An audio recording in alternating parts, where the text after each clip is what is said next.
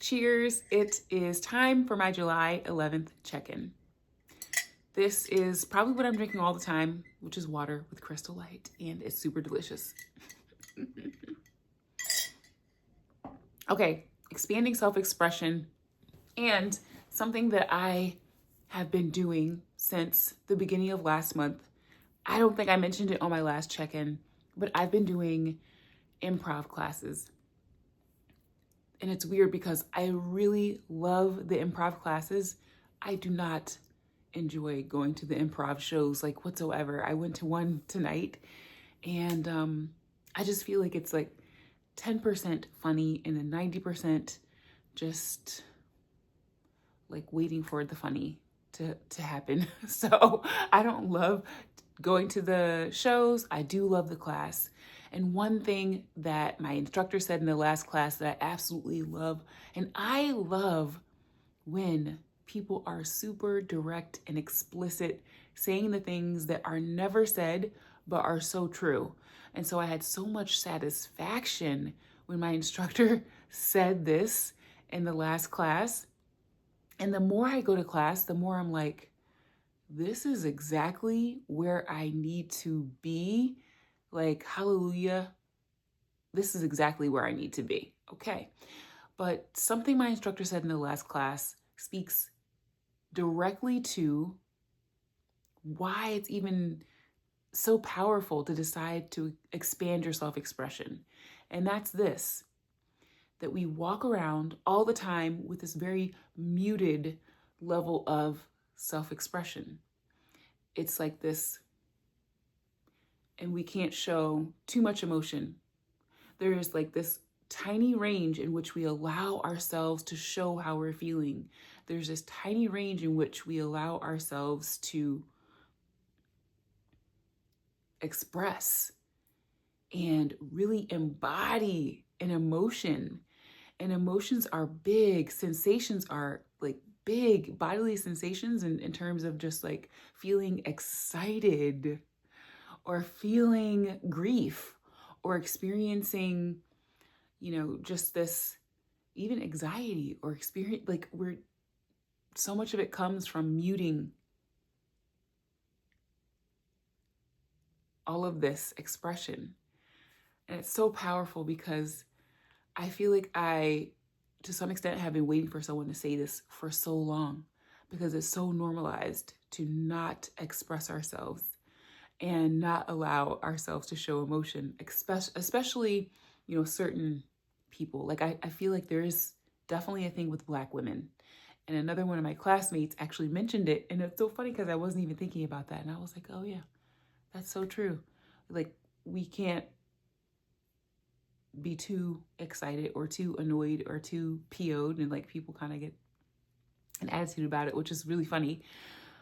But this is 100% true. Most people barely show their emotions, which would not fly in an improv show because it's literally all emotion and it's all just based off of embodying an emotion.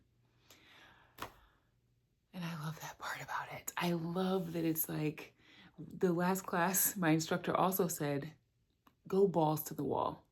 Like go all in on embodying an emotion, which is huge. I absolutely love this. So if you want to express more, it can be so powerful to allow yourself to experience more of your range and then pressing against the edges of that range to expand it. Okay. The same is true when we exercise. If you want to be able to do more push-ups, then you subject your chest and your core and other muscles, but primarily your chest and shoulders, to a heavier load, to more reps, to getting out of your comfort zone, right? This is why exercise is hard. It's hard because you find your comfort zone and you push yourself to the edge of that comfort zone so as to expand it. And then the same thing happens when you want to express more. When you want to express more excitement, or you want to be able to hold big as fuck emotions and be in your life with those emotions, because the range of emotion is infinite. There's no limit to how much emotion is available. There's no limit to how much pleasure is available. There's no limit to how much sadness is available, right? And potentially there is more than your capacity can hold depending on the situation. But expanding that capacity not only allows you to be more authentic and not only allows you to embody and live more. This is the lived experience. This is what's actual, your sensations, your feelings, and your ability to allow them to flow through, right? So if it's more than you can even allow to flow through you, then chances are it will be suppressed. And we don't like suppressing things because then they just erupt at some point. Man, but it's so huge and it's so fun to do this. Like, it's so fun to allow yourself to express big emotion. The very first time we did the exercise after we got this lesson on emotion, the very first emotion they passed around was grief. And oh my goodness, like for me, that really tapped into something because I recently lost my mom and I experienced so much emptiness around that. And I didn't even say anything about it, but like being able to feel into that and express into that, you have to be able to touch it somewhere inside of you and allow it to flow through you, which is so huge. Like, imagine if we were able to really hold our emotions. Imagine if instead of suppressing our emotions, we could allow them to flow through and have the capacity for that, a bigger capacity for that, then there would be a lot less suppressed emotions, a lot less available triggers, and a lot more authentic expression where we're not always just holding ourselves back. And I've experienced that, obviously, like holding myself back, not allowing myself to show my emotion, not allowing myself to show how I feel. I have done all of that. So this is so good and I absolutely love it.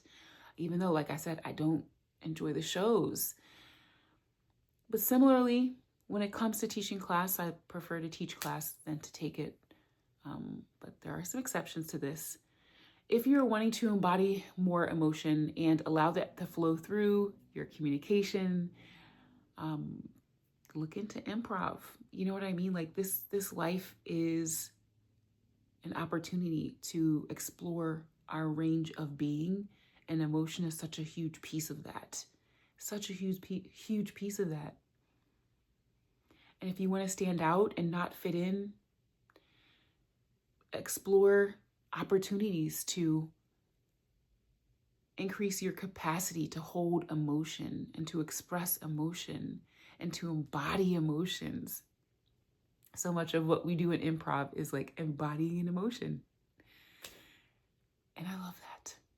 Like, I love that there's a place for that. I love that there is explicit language in the actual course around that, because it just goes under the radar. And then people live these lifeless, emotionless, suppressed lives. I think the quote comes from some quote of like lives of quiet desperation. Literally because we never learned to hold emotion. We never learned to hold emotion. You know, like being able to hold emotion so huge. And allow it to flow through you and allow it to embody it without trying to hide it, without trying to apologize for having the emotion, you know? And then I'll close with this because I was talking to one of my clients this morning, and it's one of my favorite people to talk about stuff like this with, because I feel like always it ends up coming full circle. And she said something and it allowed it to become even more clear in my mind. This expressing emotions always comes back to this fear of it being a burden to someone else. This thought that how you feel, if you express it, it could be a burden to someone else.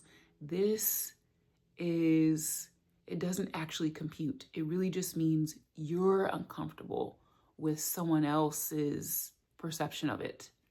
So it always comes back to shame. I'm doing this experiment right now, and part of it is being open to our intuition and being open to noticing when we feel shame, because this is what makes us hide our light, our dark, our emotions, our truth. And it's so powerful to notice when you're trying to protect yourself from shame.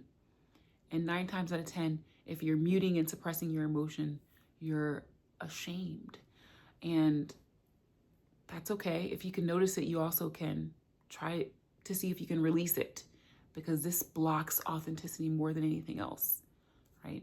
And more, I'm going to be talking about self-actualization. I had so many realizations and ahas and following my intuition in June. And a big piece of that was like self-actualizing is available right now, living into what wants to come through. Like present as fuck feels like self-actualization to me right now. And that might start to evolve and change. And I'll do another video at that time. It's so huge to be wherever you are and allow yourself to really be there. And like not wish you were 10 steps ahead, not wanting it to be any better or worse or different. There's something so huge about owning wherever it is that you are, because that's where the living happens. That's where the actualizing happens. Like being there, like fully being here, wherever it is for you, and not wishing that it were any other way is so powerful. Okay.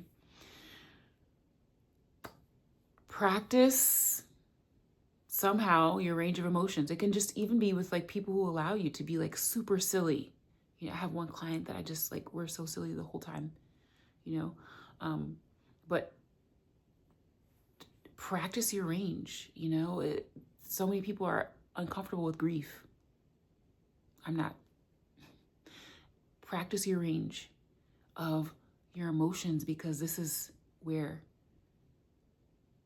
life gets to be a little more lived into. And so many people miss it. And it's just a travesty that there would be anything that would be missed out in this amazing experience. Okay. So that was my July 11. Self-actualization is coming back. It's always what I was doing, but I got so much huge clarity around it more recently. So that'll be back in the mix, more at the forefront. I did a video the other day, which was like the first one of a series. So I'm excited to do some more in that series and explore self-actualization alongside all of my other favorite things. So it would be alongside philosophy as well, of course, and some fitness pieces as well. So stay tuned for that. I will plug in some links below in the caption. The next time you see me for my check-in, I should be traveling.